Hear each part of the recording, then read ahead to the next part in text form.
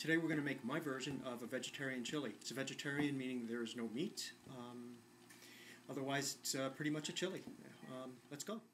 I've got my pot here on the stove and it's preheated a bit. I'm going to put in, I don't know, about 4 tablespoons of a nice vegetable oil, and I'm going to that I'm going to add basically what are 2 medium-sized onions cut up. Came to about, I don't know, maybe 2 1/4, 2 1/2 cups of diced onions. Okay.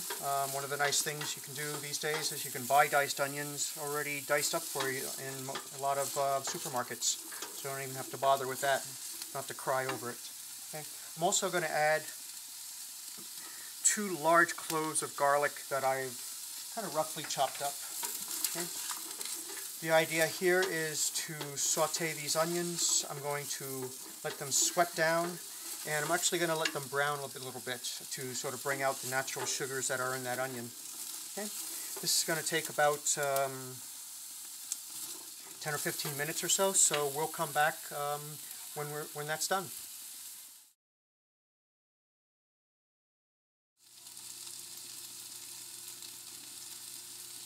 Okay, hi, we're back. Okay, it has been about 15 or 20 minutes or so, and I've been keeping an eye on these onions, stirring them because I don't want them to burn. Okay, I just want them to brown slightly. And if you take a look, you can see, I don't know if you can see, but they are slightly starting to turn a little bit of brown. Okay, and all that, the purpose there is not only to cook the onions and disperse the flavors, but also to start caramelizing a little bit of the sugars in there, okay, which adds a special flavor of its own. Also, you know, it increases the sweet quality of these onions to my chili. Next thing I'm going to do at this point, this is a good heaping tablespoon of chili powder, just commercially available chili powder. Okay, just bought it at my local supermarket. Okay, I'm going to add that to my onions and stir that around a bit. I add the chili powder now, at least as much as I think I'm going to need. And I like to saute that a bit with the onions because I think that kind of brings out those spices a little bit as well. Okay, and I'm not looking to brown the onions or the chili powder anymore, just to sort of release those flavors before adding the rest of my ingredients. Does it make sense? Does it really help? I don't know. But it's part of my method, my mythology, as far as chili is concerned. Okay. I also, and this is optional, this is about a teaspoon of cinnamon, ground cinnamon. I picked up adding cinnamon to chili from a type of chili they make down in Ohio towards Cincinnati, which has a fair amount of chili in it. If you ever go that way, stop by a chili place, you'll see what I mean. Okay. Once that's done, I start adding the rest of my ingredients. Okay, in no particular order, it's just the way they're coming in. Okay. Tomatoes, diced tomatoes. Okay, from a can, just a regular soup can size can. These are in a bit of sauce as well. I like the diced tomatoes because I like the pieces of tomatoes. You can add almost any tomato product that you care to. Okay. I add a little bit of water to each can. Helps get the remaining bits of tomato and tomato sauce out of the can. Plus, this is rather thick, so I am going to have to add a little bit of extra water to the pot as it cooks down. So, thinning out my liquid and getting all of my tomato product in one thing. Now, the beans. I'm using canned beans. Okay, if you want to cook your own beans ahead of time, add them to your chili, that's fine. And the kind of beans you add are totally up to you. I like black beans. Okay, and I just dumped the whole can of black beans in there. I'm using 2 cans of black beans. Again, just commercially available at my supermarket. And for a little variety, these are Romano beans. Okay, so basically 3 cans of cooked beans. you can add whatever beans you want, either all black beans, or a lot of people, like traditionally find kidney beans to be the bean of choice for a chili. Really doesn't matter. I like black beans personally, and I like adding a second type of bean like the Romanos or some black-eyed peas or something, just to give it a little extra color, texture, kind of thing. Okay.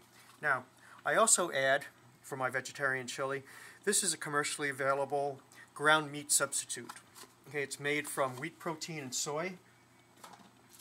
There are several of them out on the market. Choose whichever you have available for you.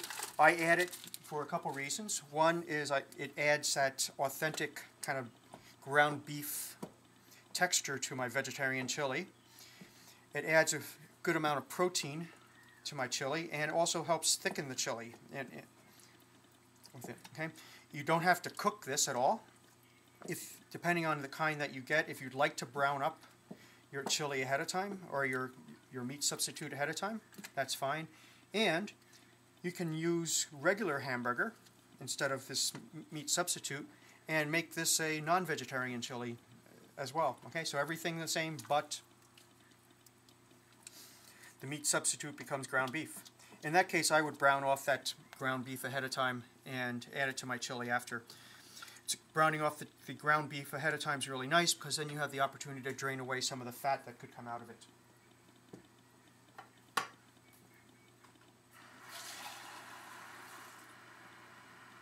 Okay, as I said, I'm going to add a little bit extra water. It's like 1 can of water extra. And about 2 tablespoons. As you see, I'm not too concerned about the measure of molasses.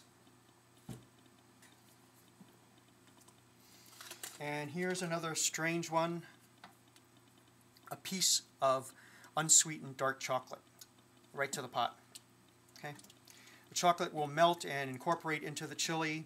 It just gives the chili an extra strata of flavor. Okay. You'll find in a lot of chili recipes from different parts of the country that they do like chocolate. Okay, I'm going to mix this up well, turn my heat down so that this will simmer, cover, and we're going to leave this go for about 20 minutes to half an hour before I check on it next.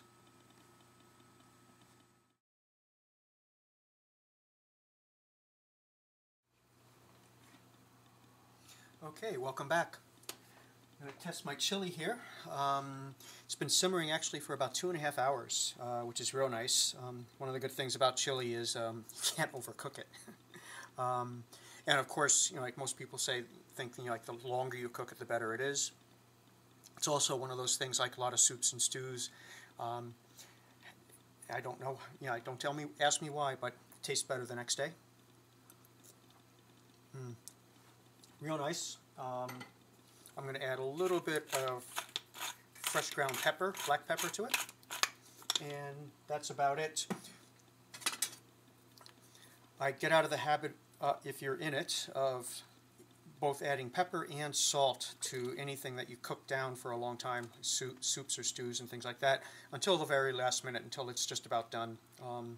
Seeing as how the salt and pepper could concentrate as it cooks.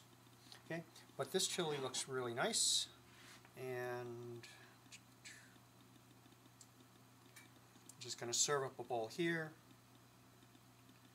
Okay, I like serving a little bit of chips with it. You can top your chili with whatever you'd like. Some people like to put shredded cheese on it or freshly diced onions.